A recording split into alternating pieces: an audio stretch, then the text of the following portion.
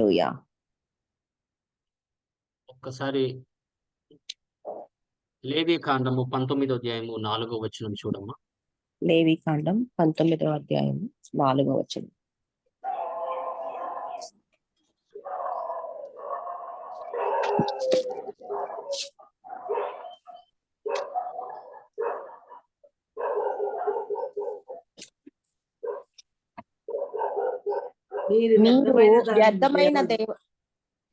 మీరు వ్యర్థమైన దేవతల తట్టు తిరగకూడదు, మీరు పోత విగ్రహములను చేసి కొనకూడదు, నేను మీ దేవుడనైన యెహోవాను. ఆమేన్. హల్లెలూయా. మీరు వ్యర్థమైన దేవతలను తట్టు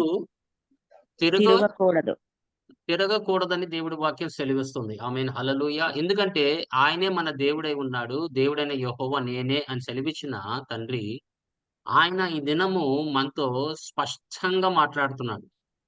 ఎందుకంటే కొంతకాలానికి మనము ప్రభువైన యేసుక్రీస్తుని ప్రభువుగా అంగీకరించిన తర్వాత, ఆయన వాక్యంలో నడిచిన తర్వాత, ఆయన రుచి చూసిన తర్వాత కూడా మన కొంతకాలము ఏమవుతుందంటే, ఈ లోకంతో స్నేహము చేసిన వారు ఏమవుతారంటే, ఈ విగ్రహ ఆరాధనకి పడిపోవటానికి అవకాశం ఉంటుంది. వాళ్ళ హృదయంలో విగ్రహాలు రావటము మొదలవుతూ ఉంటుంది. అందుకోసమే నీ హృదయాన్ని జాగ్రత్తగా మీరు భద్రపరచుకోమని దేవుడు వాక్యం సెలవిస్తూ ఉంటది. ఎందుకంటే నువ్వు దాన్ని లోనికి ఏం పంపిస్తున్నావనేది చాలా ఇంపార్టెంట్. నువ్వు ఏం చూస్తున్నావనేది నీ హృదయంలోకి వెళ్తుంది. నువ్వు ఏం పొందుకుంటున్నావో నీ హృదయంలోకి వెళ్తుంది. నీ చెవుల ద్వారా గాని, లేకపోతే నీ యొక్క కంటి ద్వారా గాని ఏమవుతుందంటే నీ హృదయంలోకి వెళ్తుంది కాబట్టి, అయి కిటికీల్లాంటి వాటి. నువ్వు దాంట్లో నుంచి చూస్తున్నావు కాబట్టి, దాంట్లో నుంచి వింటున్నావు కాబట్టి, నీ హృదయంలోకి ఏమి వెళ్తుంది అనేది నువ్వు చాలా జాగ్రత్తగా నువ్వు గ్రహించాలి. ఎందుకంటే విగ్రహాలు చిన్న చిన్నగా కూడి అది విగ్రహారాధనగా మార్చబడుతుంది. నీ హృదయం ఏమైపోతుందంటే వాటి వైపు తిరగడానికి అవకాశం ఉంటుంది కాబట్టి బైబిల్ చెప్తుంది. జాగ్రత్తగా నీ హృదయాలను మీరు భద్రపరుచుకోమని. ఎందుకంటే వాటి వలన మనము పాత నిబంధనలో చూస్తూ ఉంటాము. కొత్త నిబంధనలో కూడా మనం చూస్తూ ఉంటాము.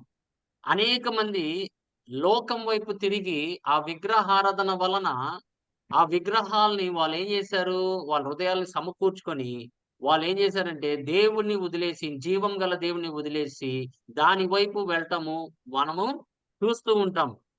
అందుకోసమే రెండో రాజుల గ్రంథము 17వ అధ్యాయము 7వ వచనం నుంచి చదివితే, రెండో రాజుల గ్రంథము 17వ అధ్యాయము 7వ వచనము. అవును. ఎందుకనగా ఇశ్రాయేలీయులు ఐగుప్తు దేశములో నుండియు, ఐగుప్తు రాజైన ఫరో యొక్క బలము క్రింద నుండియు తమ్మును విడిపించిన తమ దేవుడైన యెహోవా దృష్టికి పాపము చేసి ఇతర దేవతల యందు భయభక్తులు నిలిపి తమ ఎదుట నిలవకుండా యెహోవా వెళ్ళగొట్టిన జనముల కట్టడలను, ఇశ్రాయేలు రాజులు నిర్ణయించిన కట్టడలను అనుసరించుచూ ఉండిరి. మరియు ఇశ్రాయేలు వారు తమ దేవుడైన యెహోవా విషయములో కపటము కలిగి దుర్బోధలు బోధించుచు అడవి గుడిసెల నివాసులను, ప్రాకారములు గల పట్టణ నివాసులను తమ స్థలములన్నిటిలో బలిపీఠములను కట్టుకొని ఎత్తైన కొండలన్నిటి మీదనేమి, సకలమైన పచ్చని వృక్షముల క్రిందనేమి అంతటను విగ్రహములను నిలువబెట్టి దేవతా స్తంభములను నిలిపి తమ ఎదుట నిలవకుండా యెహోవా వెళ్ళగొట్టిన జనుల వాడుక చొప్పున ఉన్నత స్థలములలో ధూపము వేయుచు చెడుతనము జరిగించుచు యెహోవాకు కోపము పుట్టించి చెయ్యకూడదని. వీళ్ళేం చేస్తున్నారు? ఇజ్రాయెల్ ప్రజలు దేవుడికి వాళ్ళకి ఆ యొక్క స్థలం ఇచ్చిన తర్వాత, కానాదేశం ఇచ్చిన తర్వాత కూడా వాళ్ళు దేవుడిని రుచి చూశారు. దేవుడిని అనుభవించారు. దేవుడిచ్చే వాటిలన్నీ వాళ్ళు అనుభవించుకుంటూ వస్తున్నారు. అయినా కూడా వాళ్ళు నడిచే కొద్దీ ఏమవుతుందంటే, పెద్దవాళ్ళున్నారు చూసారా? వాళ్ళతో కొంచెం జాగ్రత్తగా ఉండాలి. వాళ్ళు మనలకి ఈ ఈ లోకంలో ఏది బోధిస్తున్నారు, ఎక్కడి నుంచి బోధిస్తున్నారు అనేది మనం చాలా జాగ్రత్తగా గ్రహించాలి. ఎందుకంటే వాళ్ళేం చేస్తారంటే, వాళ్ళు దేవుళ్ళ వైపు వాళ్ళు తీసుకున్నది. ఎందుకంటే ఇప్పుడు ధనాపేక్ష ఉంది. అది వాడికి దేవుడు. విగ్రహారాధన అనేది వాడికి దేవుడు. ఆడి హృదయంలో ఏ విగ్రహం ఉందో ఆ విగ్రహము వైపు నీకు కూడా ఆయన ఏం చేస్తాడంటే, నిన్ను కూడా త్రిప్పటానికి ప్రయత్నము చేస్తాడు. అందుకోసమే మనం వాక్యము వినేటప్పుడు చాలా జాగ్రత్తగా వినాలి. అది పరిశుద్ధాత్మ దేవుడి ద్వారా వస్తుందా? లేకపోతే ఎవరి ద్వారా అది వస్తుందా అనేది మనిషి మాట్లాడుతున్నాడా? పరిశుద్ధాత్మ దేవుడు మాట్లాడుతున్నాడా? అనేది మనం గ్రహించాలి. ఎందుకంటే ఆత్మలనేది 3 రకాలుగా ఉన్నాయి. ఒకటి మానవుడి ఆత్మ, ఒకటి పరిశుద్ధాత్మ, ఒకటి ఈ లోకాత్మ ఉంది. మన ఏ ఆత్మ మనతో మాట్లాడుతుందో చాలా జాగ్రత్త మనం గ్రహించాలి. ఈ పొద్దున సమయ కాలంలో దేవుని యొక్క దాసుడి ద్వారా మనం విగ్రహారాధన గురించి విన్నాము. దేవుడు నాకిచ్చిన మాట అదే ఈ పొద్దున సమయ కాలం. ఎందుకంటే ఈ లోకంలో బోధన ఎలా ఉందంటే వాళ్ళ హృదయంలో ఏముందో అదే బోధిస్తారు. వాళ్ళకి ధనాపేక్ష ఉందనుకోండి, నీలో నుండి ధనముని వాళ్ళు అపేక్షించేవారుగా ఉంటారు. అదే వాళ్ళలో ఏదైనా గాని అది ఏ విగ్రహం ఉన్నా కూడా, అది వెండి, బంగారము లేతే ఈ లోకాశ, లేతే ఈ జీవపు డంబం ఏదున్నా కూడా వాళ్ళేం చేస్తారంటే నిన్ని కూడా వాళ్ళు వాళ్ళ వైపు వాళ్ళ యొక్క విగ్రహాల వైపు వాళ్ళు త్రిప్పుకోవడానికి అది వాళ్ళకి సులువుగా ఉంటుంది. ఎందుకంటే వాళ్ళు దురదగల చెవులు కలిగిన వారు కాబట్టి వినేవారు. వాళ్ళకి ఎంతసేపు ధనాపేక్ష గురించే, ఎంతసేపు డబ్బు గురించే, ఎంతసేపు వెండి, బంగారం గురించే, ఎంతసేపు ఈ లోకాశ గురించే వాళ్ళు ఆలోచిస్తూ ఉంటారు. కాబట్టి అలాంటి బోధకులే దేవుడు వాళ్ళకిస్తారు. ఎందుకంటే వాళ్ళు సత్యాన్ని వినటానికి వాళ్ళు ఇష్టపడట్లేదు కాబట్టి, వాళ్ళు సర్వ సత్యములకు నడిపించటానికి వాళ్ళు ఇష్టపడట్లేదు కాబట్టి, అలాంటి బోధకులే దేవుడు వాళ్ళకిస్తారు. ఆమేన్. దేవుడికి మహిమ కలుగును గాక. అందుకోసమే మనము ఎలాంటి వాక్యము మనం వింటున్నాము, దాని వలన మనకు మార్పు చెందుతుందా? లేపోతే ఈ లోకం వైపు నడిపిస్తుందా? అనేది మనం గ్రహించాలి దేవుని సంగమా. అందుకోసం ఇజ్రాయెల్‌తో ఆయన ఉగ్రత వాళ్ళ మీదకొచ్చిందని దేవుడి వాక్యం సెలవిస్తుంది. ఎందుకంటే ఆయన ఆయన వాళ్ళని విమోచించాడు. ఆ గొర్రెపిల్ల రక్తం ద్వారా వాళ్ళని బయటికి తీసుకొచ్చాడు ఇజ్రాయెల్ నుంచి, ఐగుప్తు నుంచి. వాళ్ళకి ఎర్ర సముద్రం నుంచి వాళ్ళు పాయలు చేసి ఆరిన నేల మీద నడిపించి వాళ్ళని ఎడారిలో అంతా వాళ్ళకి తోడై ఉండి మన్నాని కురిపించిన దేవుడు. ఆయన నీటి కూడా ఆయన ఏర్పరిచిన దేవుడు వాళ్ళని కానా దేశంలోకి నడిపించిన దేవుణ్ణి వదిలేసి వాళ్ళు వేరే ఒక విగ్రహాల వైపు చూస్తున్నప్పుడు దేవుడి యొక్క ఉగ్రత వాళ్ళ మీదకి వచ్చినది అని దేవుడి వాక్యం సెలవిస్తుంది. అందుకోసం 14, 16 వచనాలు చదువు తల్లి ఒకసారి. 14, 16. వారు వినని వారై తమ దేవుడైన యెహోవా దృష్టికి విశ్వాసఘాతకులైన తమ పితరులు ముష్కరులైనట్లు తామును ముష్కరులైరి.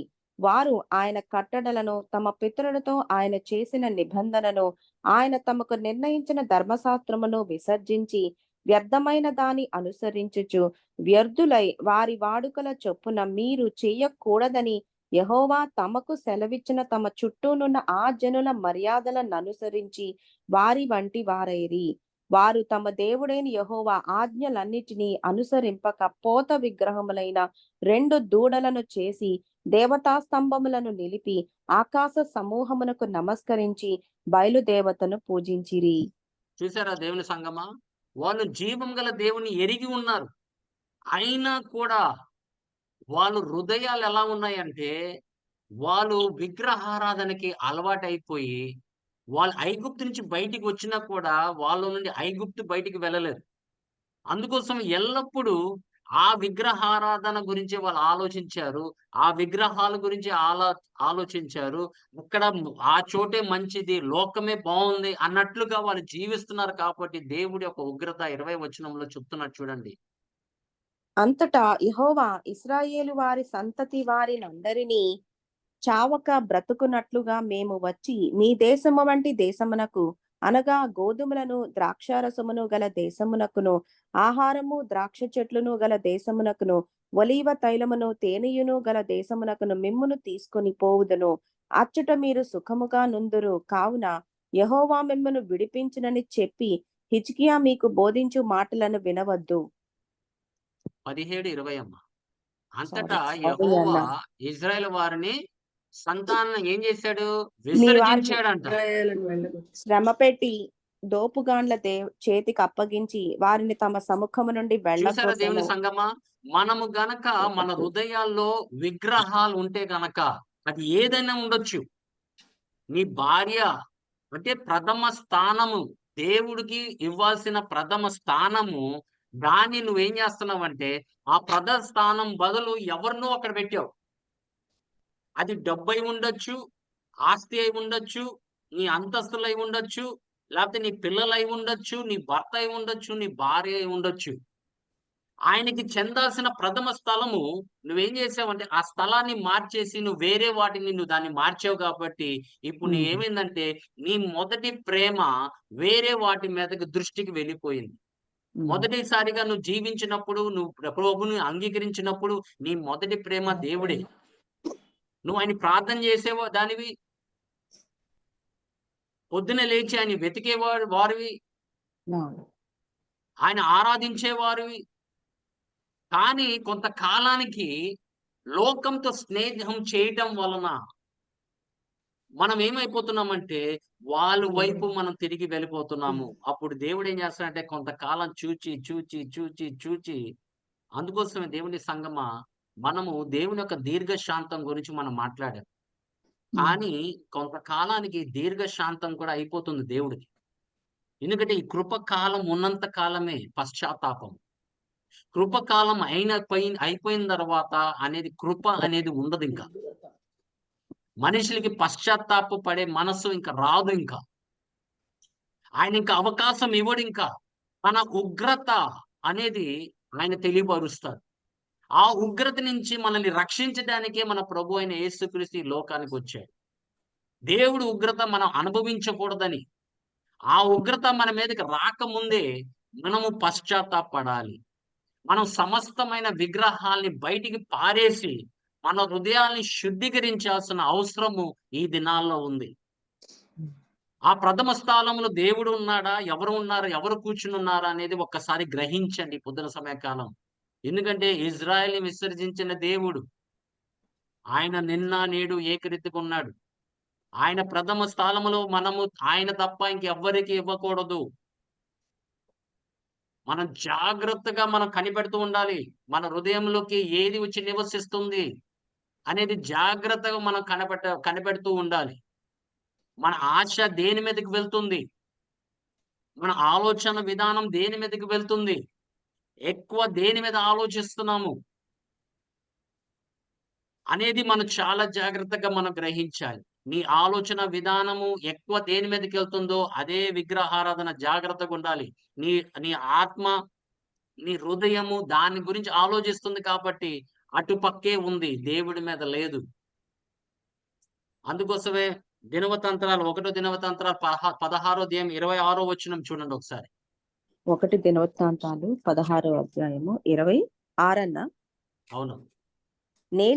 మేము నీ పరిశుద్ధ నామమునకు సారీ 26 జనముల దేవతలన్నీయు వట్టి విగ్రహములే. యెహోవా ఆకాశ వైశాల్యమును సృజించిన వాడు.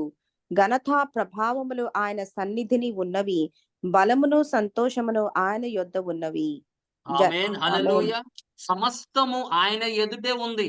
కృప కావాలంటే ఆయన కృప నిధి కలిగిన వాడు. మహిమ కలిగిన దేవుడు. ఆయన సత్య స్వరూపైన దేవుడు. సత్యవంతుడు.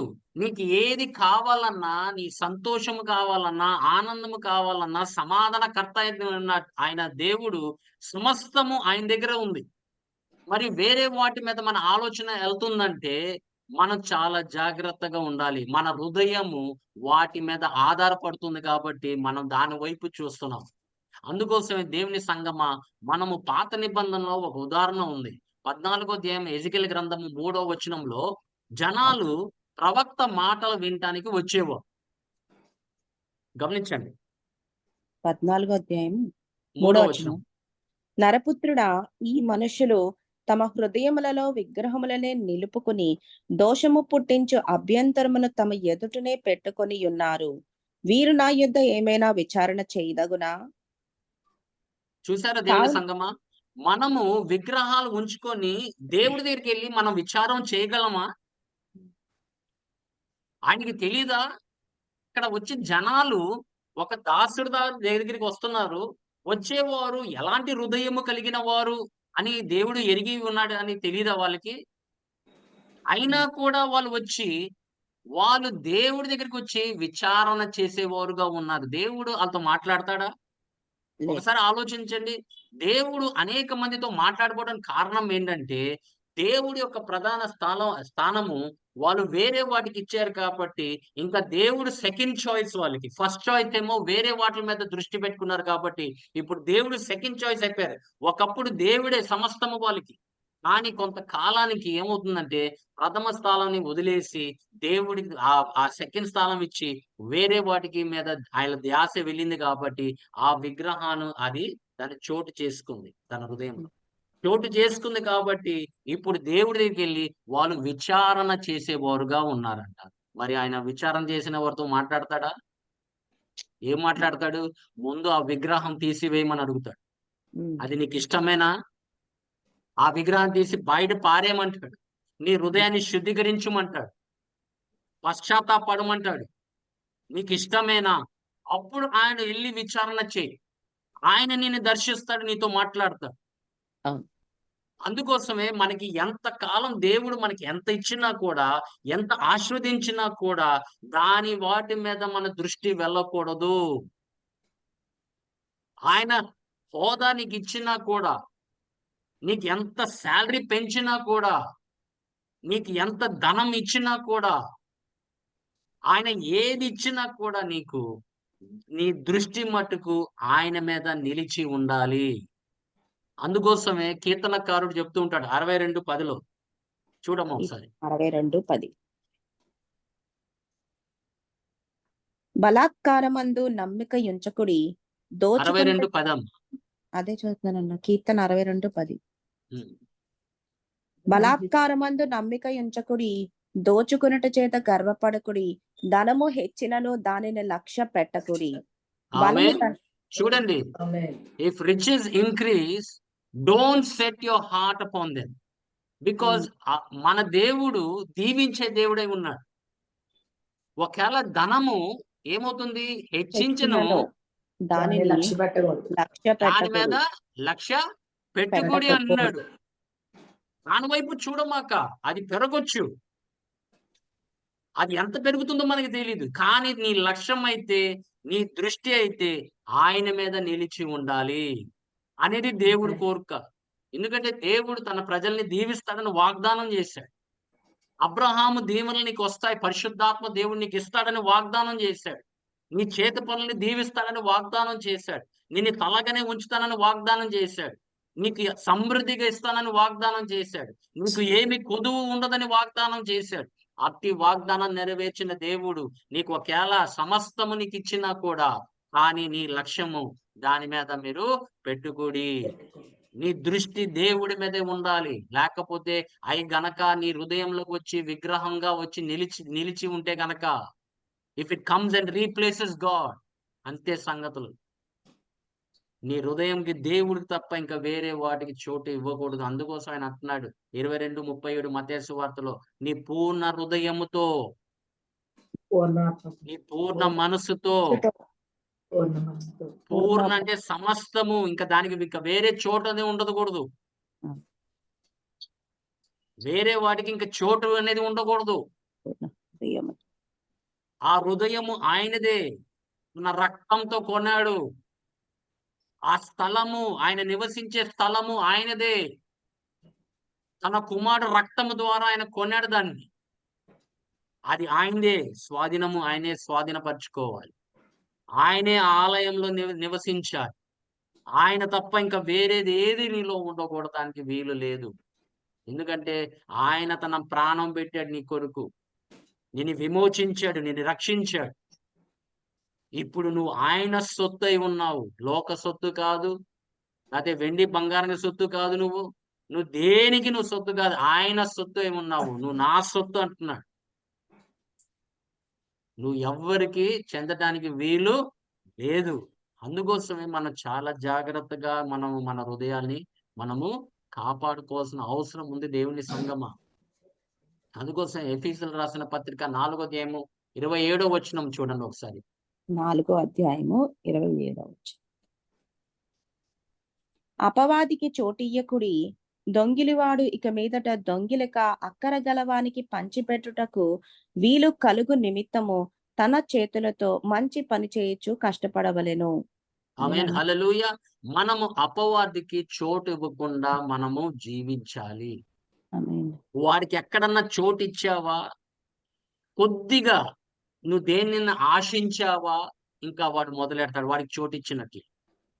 నాకది కావాలి అని ఆలోచించావా? నీ ఆలోచన విధానం ప్రతి ఆయన ఏం చేస్తాడంటే దాన్ని నీకు అది నువ్వు స్వాధీనపరుచుకునే వరకు వాడిని నీ వెంబడిస్తూ ఉంటాడు. అందుకోసం వాడికి చోటు ఇవ్వకుడి అంటున్నాడు. అది కొనే విషయంలో, అమ్మకాల విషయంలో ఏదైనా గాని నువ్వు దాని మీద దృష్టి పెట్టుకున్నావంటే వాడికి చోటిస్తున్నట్లు లెక్కే. ఏదైనా గాని నీకేది అవసరం ఉందో దేవుడి సన్నిధిలో పెట్టుమని దేవుడు సెలవివ్వలేదు. నీకేది కావాలన్నా నేను ఉన్నానని చెప్పలేదు. నా నీతిని, నా రాజ్యంని వెతకండి నీకు ఈ సమస్తము నీకు అనుగ్రహించబడుతుందని సెలవివ్వలేదు. నువ్వు అన్ని వాళ్ళకన్నా నువ్వు ఆయన దృష్టిలో విలువైన వాడు, విలువైన దానివి. ఉమ్. మరి ఆయన నిన్ను పోషించడా? అందుకోసం వాడికి చోటు ఇవ్వకూడి అంటున్నాడు. నువ్వు ఆలోచన విధానంలో చోటిచ్చావా? నీ తలంపుల్లో చోటిచ్చావా? లేకపోతే ఏదన్నా గాని నువ్వు ఆశపడుతున్న నువ్వు చోటిచ్చావంటే వాడొచ్చి దాన్ని స్వాధీనపరుచుకుంటాడు. అందుకోసమే మనం చాలా జాగ్రత్తగా కొలొసీయులకు రాసిన పత్రిక 3వ అధ్యాయము 5వ వచనం ఒకసారి చూడండి. 3వ అలాగే అధ్యాయము. ఎఫెసీయులకు రాసిన పత్రిక 5వ అధ్యాయము 5వ వచనం. కావున భూమి మీదనున్న మీ అవయవములను అనగా జారత్వమును, అపవిత్రతను, కామతురతను, దురాశను, విగ్రహారాధన ధనాపేక్షను చంపివేయుడి. ఆమేన్. వాటి వల్ల అలాంటి కోరికలు ఉంటే ఏం చేయాలి నువ్వు? దాన్ని చంపివేయి. చంపివేయాలి. పాత పెట్టబడాలి. అది తిరిగి రావటానికి వీలు లేదు. నువ్వు చంపివేయాలంటే ఇంక దాంతో ముగింపు అంతే. అది ఏదైనా ఇవ్వచ్చు. ఉమ్. ఈ భూమి మీద ఉన్న వాటిని ఆయన అంటున్నాడు. అది జారవత్వం అన్నా, అపవిత్రమైన చదవమ్మా. కామాతురతైన ఆ! అమ్మ వినిపించట్లేదమ్మా నీ వాయిస్. కామాతురతను, దురాశను, విగ్రహారాధనైన ధనాపేక్షను చూసారా? చంపివేయుడి. ధనాపేక్ష విగ్రహారాధనని పోల్చాడు. ధనాన్ని సంపాదించడం తప్పు లేదండి. కానీ అపేక్ష ఉంది చూసారా? ఇంకా, ఇంకా, ఇంకా, ఇంకా దేవుడికి తెలీదా? నువ్వు పలానా, పలానా కొనాలి. నీ బిడ్డలకి నువ్వివ్వాలి. వాళ్ళని చదివించాలి. ఈ లోకంలో ఉంటున్నావు. ఆయనకి తెలీదా? కానీ ఆ ధనాన్ని అపేక్షించటం వలన అది విగ్రహారాధనగా మారుతుంది. ఉమ్. ఇంకా నీ మనసంతా సంపాదనలోనే ఉంటుంది. ఇంకా దేవుడికి చోటు లేదు. ప్రార్థనకి చోటు లేదు. ఆయన్ని స్తుతించడానికి, ఆరాధించడానికి చోటు లేదు. వాడు నిన్ను ఎంత బిజీ చేస్తాడంటే, నువ్వు సంపాదనలో పడిపోయి, ఆ సంపాదన వల్ల నీకెంతో సంతోషం వస్తుందనుకుంటూ ఉంటావు. కానీ వాక్యం ఏం చెప్తుందంటే, సామెతల గ్రంథము 23:5లో నువ్వు ఎంత సమకూర్చినా కూడా 23:5 నీవు దాని మీద దృష్టి నిలిపిన తోడనే అది లేకపోవును. నిశ్చయముగా అది రెక్కలు ధరించి ఎగిరిపోవును. పక్షిరాజు అలాగైపోద్ది ధనము. ఉమ్. నువ్వు ఎంత సంపాదించినా కూడా దానికి ఒక దినాన రెక్కలొచ్చి అది ఎగిరి ఎగిరిపో ఎగిరిపోతుంది అంటున్నాడు. అందుకోసమే ఈ లోకవాటి ధనం మీద నువ్వు ఆశించొద్దు అంటున్నాడు. పై వాటి గురించి నీ ఆలోచన ఉండాలి. అక్కడ నీ అసలైన ధనం ఉందంటున్నాడు. అందుకు సామెతల గ్రంథము 8వ అధ్యాయము 17, 18, 19 వచనాలు చదవమ్మా. నన్ను ప్రేమించు వారిని నేను ప్రేమించుచున్నాను. నన్ను జాగ్రత్తగా వెదుకువారు నన్ను కనుగొందురు. ఐశ్వర్య ఘనతలను, స్థిరమైన కలిమియు, నీతియు నా యొద్ద నున్నవి. మేలిమి బంగారము కంటెను, అపరంజి కంటెను నా వలన కలుగు ఫలము మంచిది. ప్రశస్తమైన ఆమేన్. వెండి కంటే గమనించండి ఆయన మాటలు. లోక వాటి కంటే నా వాటిని నువ్వు ఆశించమంటున్నాడు. ఉమ్, నువ్వు మేలిన బంగారాన్ని కోరుచున్నావు. కానీ ఆయన దగ్గర ఏముందంట? అపరంజి ఫలము అంతకంటే మంచి ఫలం. అంతకంటే మంచిది. అంతకంట మంచి ఫలం ఉందంట. నువ్వు ఈ లోక వాటి గురించి ఆలోచిస్తున్నావు. కానీ ఆయన ధనము శ్రేష్టమైనది. ఎండ్యూరింగ్ రిచెస్ అంటాడు ఇంగ్లీష్‌లో.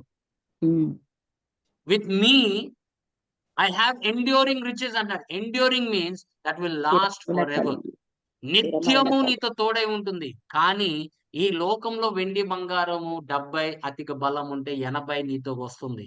తర్వాత నువ్వు చనిపోయిన తర్వాత నీతో వస్తుందా? నిత్యము నీతో ఉండదు. డబ్బులు నిత్యం నీతో ఉండదు. హోదా నిత్యము నీతో ఉండదు. కానీ దేవుడిచ్చేది ఏదైనా గాని అది నిత్యమైనది. కలకాలము నీతోనే ఉంటుంది. దేవుడికి మహిమ కలుగును గాక. ఆమేన్. హల్లెలూయా. అందుకోసమే హల్లెలూయా. పై వాటి గురించి ఆయన వెతకమన్నాడు. లోక ఉమ్, వాటి గురించి ఆయన వెతకమని ఎక్కడ చెప్పలేదు. ఒకేళ ఆయన ఇచ్చినా కూడా దానిని లక్ష్యము పెట్టరాదు పెట్టకుడి. అని సెలవిచ్చాడు. ఎందుకంటే కొంతకాలానికి మనం ఏమవుతుందంటే మనకి ఆశ పెరిగిపోతుంది దేవుని సంగమా. ఆ ఆశ ఆ దురాశగా మారిపోతుంది. ఆశ ఏమవుతుందంటే ఒక దురాశగా మారిపోయి ఇంకా వేరే వాటిలు ఉన్నా కూడా మనకు కావాల్సొస్తది. వాళ్ళు ఏది కొన్నా మనకు కావాలి. వాళ్ళు ఏది అమ్మినా మనం అదే చేయాలి. వాళ్ళు ఎంత సంపాదించుకున్నా మనం అంతే సంపాదించుకోవాలనే ఒక హృదయము మనం కలిగి ఉంటాం. అందుకోసమే మన పాత నిబంధనలో ఒక ఎగ్జాంపుల్ ఉంటుంది.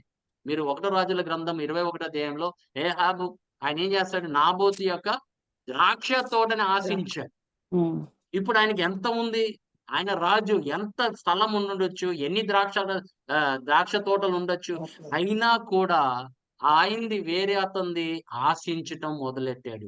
ఆయన ఉమ్, చంపివేయడానికి కూడా ఆయన ఎనకాడలేదు. దేవుని సంగమా, అలాంటి దురాశ మనం కలిగి ఉన్నామా లేదా? మన ఆశ ఎలాంటిది అనేది ఒక్కసారి మనం ఆలోచించాల్సిన అవసరము ఉన్నది. అది హత్యకు పొందుతుందా? లేకపోతే మనకి దేవుడిచ్చినప్పుడు మనము పొందాము. దేవుడిచ్చినప్పుడు మనం తీసుకుందాము. దేవుడు మనల్ని దీవించాలి. ఆ ఆ, విధంగా మనం జీవించాలి తప్ప, మనము దేన్ని ఆశించకూడదు. అదే అందుకోసం we must be careful of covetousness. Um, మనం వేరే వాటిల గురించి ఆశించటం అనేది వాళ్ళకుంది కదా! మనకు కూడా కావాలి అనేదే అక్కడతోనే స్టార్ట్ అవుతుంది మొత్తం. వాళ్ళు దేవుడు దీవిస్తే దీవించని. వాళ్ళు నడిచే నడకని బట్టి దేవుడు వాళ్ళని దీవించాడు. వాళ్ళు నీతిమంతులు కాబట్టి దేవుడు దీవించాడు. నువ్వు కూడా నడువు. వాళ్ళని దీవించిన దేవుడు నిన్ను దీవించడా? నన్ను దీవించడా? దేవుడికి పక్షపాతం ఉందా? లేదు కదా! He is not a respecter of person. నన్ను ఘనపరిచేవాడిని నేను ఘనపరుస్తానన్నాడు. నువ్వు ఘనపరుస్తున్నావా?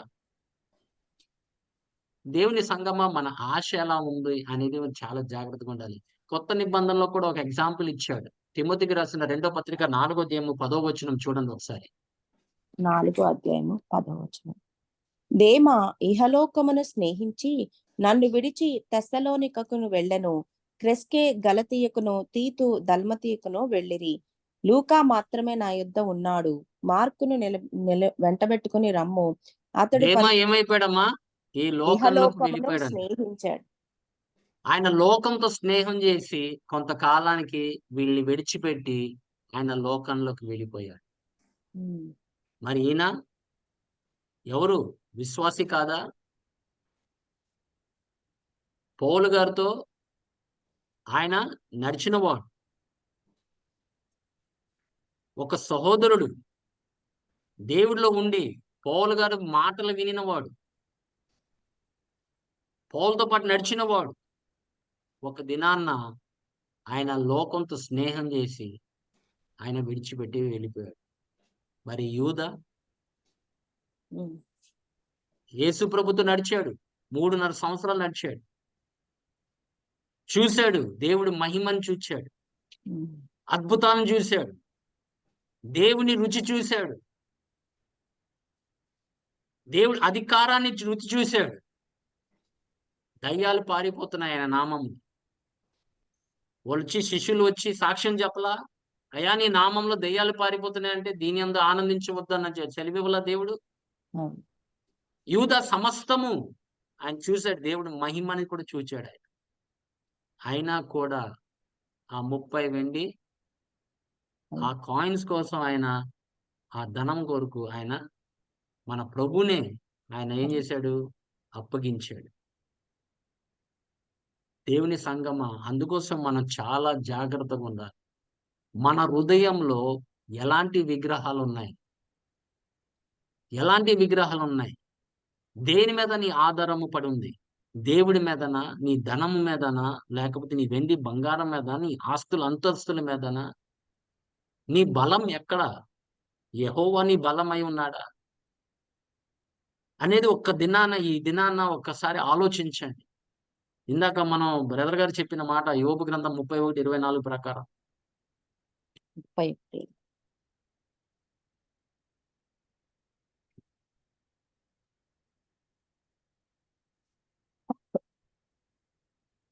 24 అన్నా 31.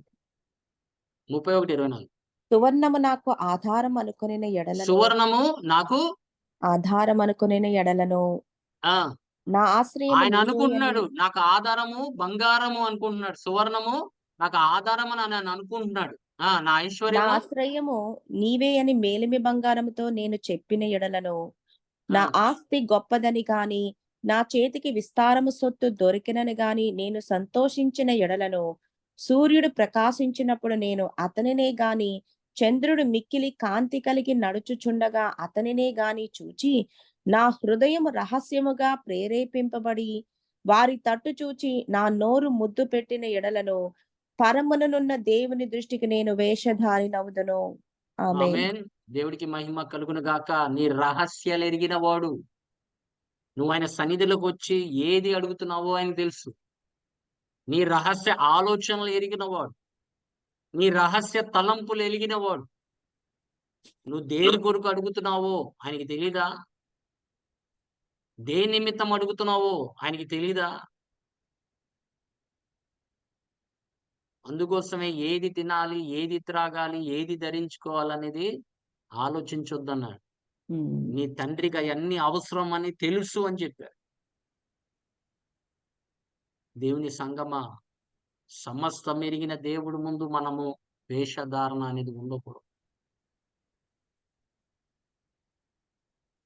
వేషధారణ అనేది ఉండకూడదు. దేవుడి సన్నిధిలో కూర్చొని ఆయన మహిమపరిచి తర్వాత ఇంకా అయిపోయిన తర్వాత ఇంకా లోకం గురించి ఆలోచించి ఆ వెండి బంగారం గురించి, ధనము గురించి, హోదా గురించి ఇదే మన ఆలోచన.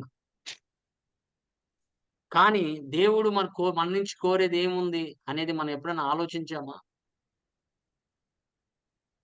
అందుకోసమే దేవుడు వాక్యం ఫిలిప్పీయులు రాసిన పత్రిక 3వ అధ్యాయము 19వ వచనము.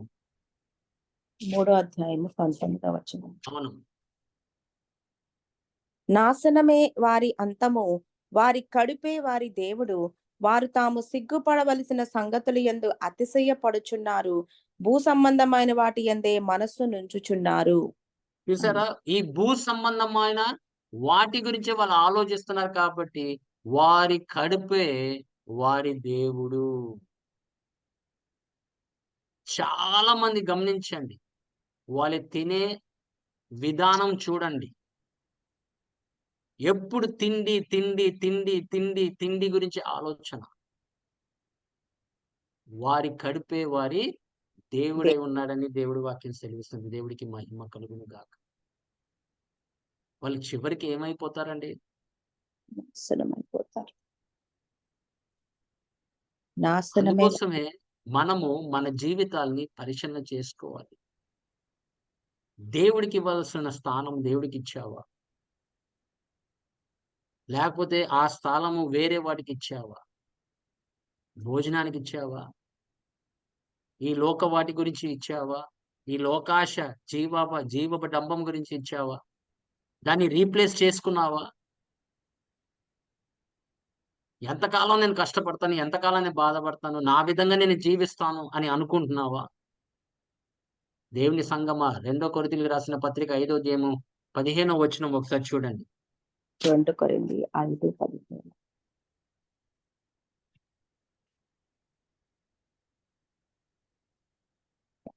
జీవించు వారిక మీదట తమ కొరకు కాక తమ నిమిత్తము మృతి పొంది తిరిగి లేచిన వాని కొరకే జీవించుటకు ఆయన అందరి కొరకు మృతి పొందిననియు నిశ్చయించుకొనుచున్నాము. ఆమేన్, హల్లెలూయా. నువ్వు ఈ లోకానికి చచ్చిపోయావు. ఆయన ఈ లోకానికి వచ్చి ఆయన పాత పెట్టుబడి ఆయన తిరిగి లేచినట్లుగా మనం ఈ లోకానికి చచ్చిపోయి ఉన్నాం. అందుకోసం పౌలు గారు అంటూ ఉంటారు, I have been crucified with Christ. It's no longer I that liveth, but Christ that liveth in me. ఈ లోకానికి ఏం చేశాడంట? సిలువ వేసాడంట. అంతే. ఈ లోకాన్ని ఏం చేయాలి నువ్వు? సిలువ వేయాలి. లోక వాటిని ఆశించుమాక. లేకపోతే నీకు విగ్రహ ఆరాధన అయిపోతుంది. లోక వాటి అన్ని నీ హృదయంలోకి వచ్చిందంటే దేవుడు ఇంకా బయటికెళ్ళి ఇంకా స్థానం ఉండదు దేవుడికి. ఆయన ఇంకా బయటికి వెళ్ళిపోవాల్సిందే. ఆయనకి ఇష్టం లేని చోట్లో ఆయన నిలవడు. ఆయన ఉండడు. లోకాన్ని ప్రేమించిన వారు వాళ్ళు దేవుడి ప్రేమ లేదని దేవుడి వాక్యం సెలవిస్తుంది. తండ్రి యొక్క ప్రేమ వాళ్ళు లేదు అని వాళ్ళు రుజుపరుస్తున్నారు. తండ్రి ప్రేమ లేకే వాళ్ళు వేరే వాటి వైపు చూస్తున్నారు. అందుకోసమే behind every heart there is a demon. వాడు ఏం చేస్తాడంటే వాడికి చోటు ఇచ్చావా ఆ హృదయాన్ని ఆక్రమించడానికే ప్రయత్నం చేస్తాడు. అక్కడి నుండి దేవుడు వెళ్ళిపోయేటట్టుగా ఆయన ప్రయత్నం చేస్తాడు. దేవుడు సన్నిధి ఇంకా అక్కడ ఉండకుండా ఆడు ప్రయత్నం చేస్తాడు. వాడి ప్రయత్నం వాడు చేస్తాడు. కానీ నువ్వు మటుకు నీ దృష్టి మన ప్రభు అయిన యేసు క్రీస్తు మీద నిలిచి ఉండాలి. ఎల్లప్పుడూ నీ దృష్టి ఆయన మీద ఉండాలి. లేవియా కాండము 17వ అధ్యాయము 17వ వచనం చూడము. లేవి కాండం 17:7.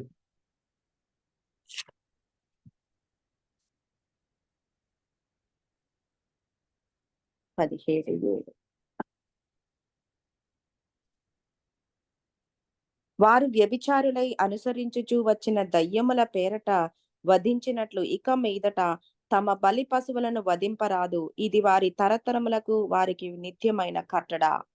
ఆమేన్. ఆమేన్, హల్లెలూయా. దానికి పరిష్కారం ఏంటో? మరియు నీ వారితో ఇట్లనము, దాని ఇశ్రాయేలీయుల పరిష్కారము తెస్సలోనికి రాసిన మొదటి పత్రిక 1వ అధ్యాయము 9వ వచనం చూడ. 1 తెస్సలోనిక 1:9 అన్నా. అవును. మీ యొద్ద మాకెట్టి ప్రవేశము కలిగెనో అక్కడి జనులు మమ్మను గూర్చి తెలియచెప్పుచున్నారు.